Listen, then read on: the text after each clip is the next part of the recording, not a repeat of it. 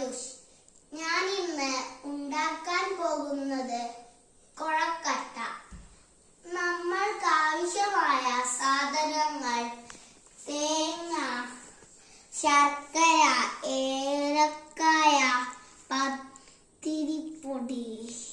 ആദ്യം നമ്മൾ പത്തിരിപ്പൊടി നന്നായി കുഴയ്ക്കണം.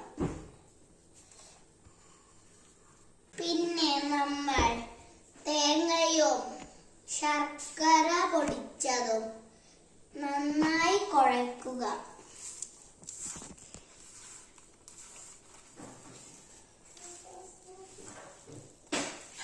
മാവ് ആദ്യം ഉരുളകളാക്കി പിന്നെ അത് നേരെ പരത്താം. പരത്തിയ മാവിൽ തേങ്ങ വെക്കുക.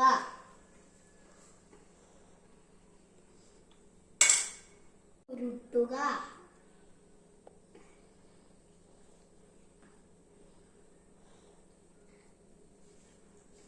ശേഷം നമ്മൾ ഒരു ഉണ്ട എടുത്ത് ഇങ്ങനെ വെക്കുക.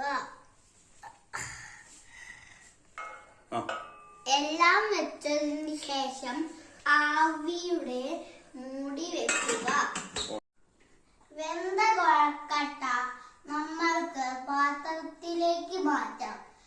പാത്രത്തിലേക്ക് എടുക്കുമ്പോൾ സൂക്ഷിച്ചെടുക്കണം, ചൂടുള്ളതാണ്.